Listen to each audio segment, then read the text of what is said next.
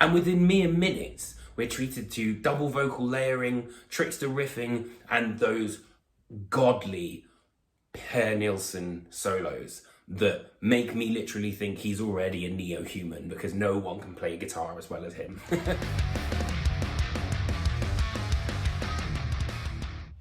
Hi guys, welcome back, and hello if you are new, and there's a hell of a lot of you that are new because I had a huge amount of new subscribers from my previous review, which was the Avenged Sevenfold Life is But a Dream review. It got 23,000 views, which is absolutely insane.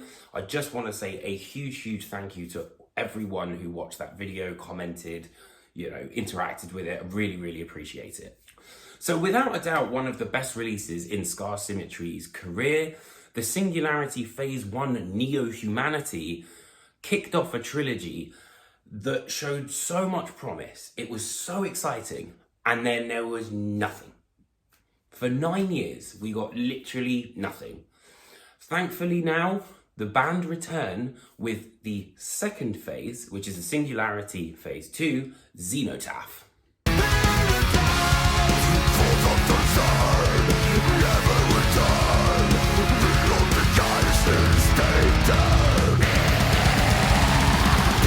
So why was there such a long wait?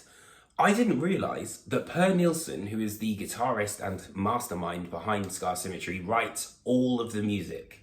And once you hear the music on this album, you'll realise that that is no small feat.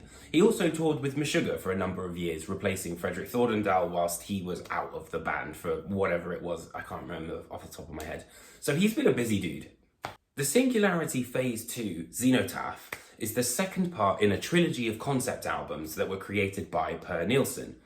So we were introduced into a world where mankind had become so technologically advanced that we had essentially created neo-humans, and they're kind of bionic entities where they can kind of upgrade themselves. This is something which is only reserved for the rich and the elite. As you can imagine, this probably caused a little bit of confrontation, and as we finished Singularity Phase 1, we were headed towards the technopocalyptic Cybergeddon, as Per Nilsson calls it. So the Singularity II is centered around this war between humans and the bionic humans, essentially. But there's a new player that enters the game in the form of the ultra-terrestrials. So the ultra-terrestrials, I love the concept, it's so kind of like crazy. The ultra-terrestrials essentially have been looking at mankind for millennia, and at times they interfere, but at times they kind of pull back. This is one of those times where essentially they become like Aragorn's army of the dead and just help the humans out. What say you? As such, the record reflects that sense of uncertainty and urgency and is absolutely heavier and focuses on, kind of more unresolved sort of scales, like for example, the diminished scale, and leaves things on slightly kind of an interesting note, particularly at the end, which is kind of like a melodic cliffhanger, I guess, until we get Phase 3. But despite all this time having gone past, the record kicks right back in with Chrononautilus, and it's literally like nothing has even happened in the 9 years. We're right back exactly where we started. And within mere minutes, we're treated to double vocal layering, trickster riffing, and those godly Per Nilsson solos that make me literally think he's already a neo-human because no one can play guitar as well as him.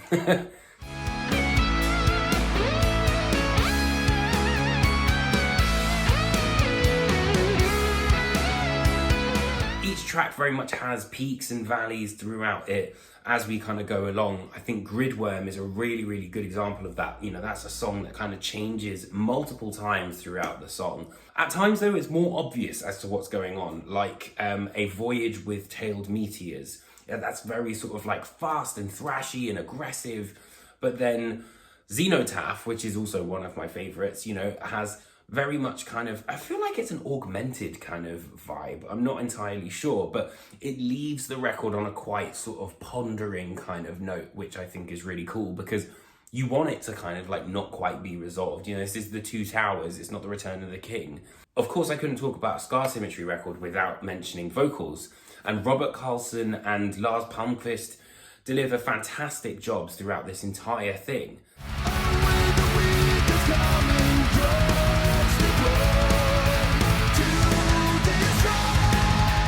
And I think there is a little bit of cheese on this album, but it's just about the right amount of cheese. You know, like when Reichsfall's guitar sort of lead section comes in as the song starts, it makes you feel like, yeah, you know, and especially with those synthesizers as well, like Overworld's introduction, I think would be perfect. You know, that's a great example of the kind of thing I'm talking about.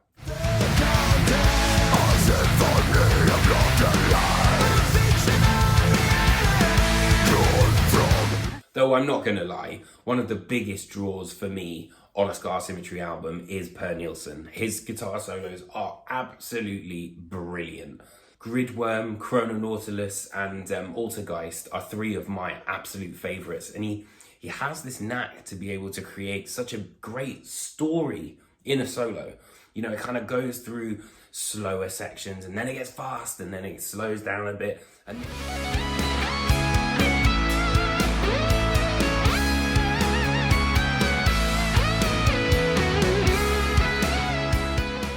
And the choruses, they do hit pretty hard, you know. The only problem is that sometimes they take a bit of a while to get there. So sometimes it kind of takes a little bit of time for you to kind of stay with the song before the chorus is, you know, revealed.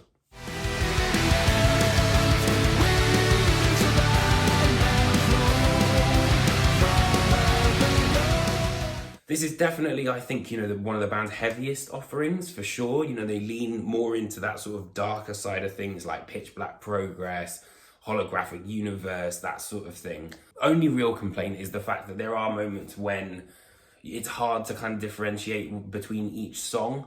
Hyperborean Plains and Soul Scanner were kind of a little bit sort of more forgettable.